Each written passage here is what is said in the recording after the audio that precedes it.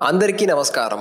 Nithra calendar దియా store పాఠకులకు శుభోదయం. ఈరోజు 4వ తారీఖు మే 2025 శ్రీ విశ్వవసునామ సంవత్సరం వైశాఖ మాసం వసంత ఋతువు ఉత్తరాయణం ఆదివారం. ఈ రోజు తిథి సప్తమి మధ్యాహ్నం 12:25 వరకు. తదుపరి అష్టమి. ఈ రోజు నక్షత్రం పుష్యమి సాయంత్రం 5:39 వరకు. తదుపరి ఆశ్లేష.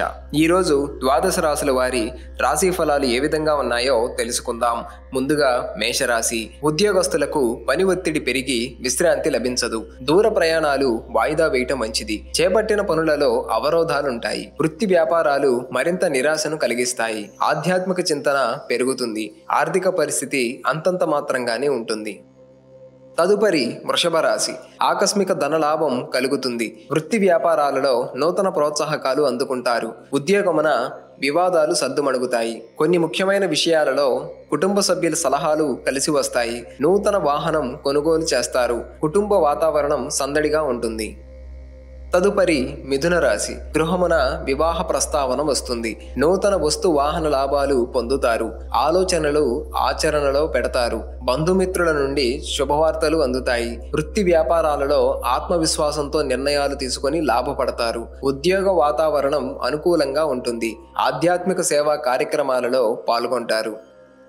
తదుపరి కర్కాటక రాశి. ధార్మిక సేవా కార్యక్రమాలలో పాల్గొంటారు. సోదరులతో స్థిరాస్తి వివాదాలు కలుగుతాయి. వ్యాపారాలు అంతంత మాత్రంగా ఉంటాయి. ఆకస్మికంగా ప్రయాణాలు వాయిదా వేస్తారు. ఉద్యోగస్తులకు పని భారం పెరుగుతుంది. సంతాన విద్యా ఉద్యోగ విషయాలలో కొంత నిరుత్సాహం తప్పదు.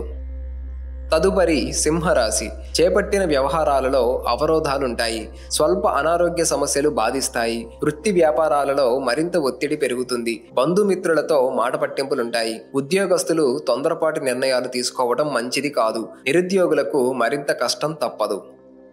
తదుపరి కన్యరాశి. సంతానానికి నూతన విద్యా అవకాశాలు లభిస్తాయి. పాత మిత్రుల నుండి శుభకార్య ఆహ్వానాలు అందుతుంటారు. కొన్ని వ్యవహారాలలో అవరోధాలున్నప్పటికీ నిదానంగా పూర్తి చేస్తారు. వృత్తి వ్యాపారాలలో నష్టాలు భర్తీ చేస్తారు. ఉద్యోగస్తులకు శుభవార్తలు అందుతాయి. దైవసేవా కార్యక్రమాలలో పాల్గొంటారు.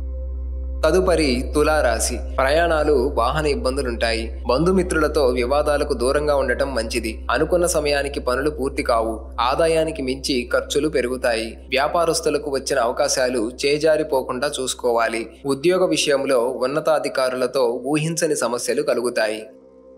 తదుపరి వృశ్చిక రాశి. స్థిరాస్తి కొనుగోలు ప్రయత్నాలు ఫలిస్తాయి.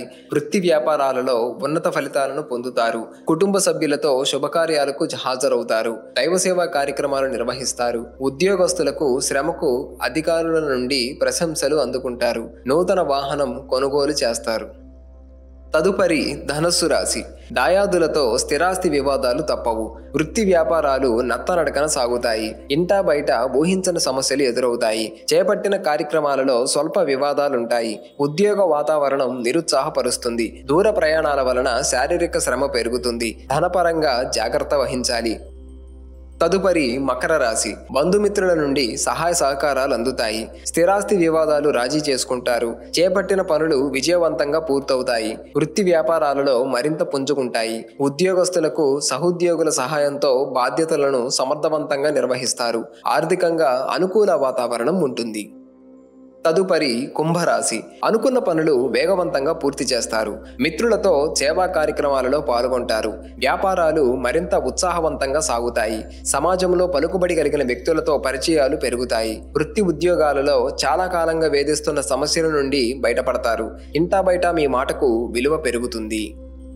తదుపరి మీనరాశి. కుటుంబ సభ్యుల ప్రవర్తన ఆశ్చర్యపరుస్తుంది. దీర్ఘకాలిక రుణ ఒత్తిడి పెరగడం వల్ల శారీరక మానసిక అనారోగ్య సమస్యలు బాధిస్తాయి. ముఖ్యమైన వ్యవహారాలలో అవాంతరాలుంటాయి. వ్యాపారాలు నత్తనడకన సాగుతాయి. ఉద్యోగమున ఒడిదుడుకులు పెరుగుతాయి. నిరుద్యోగ ప్రయత్నాలకు నిరాశ తప్పదు.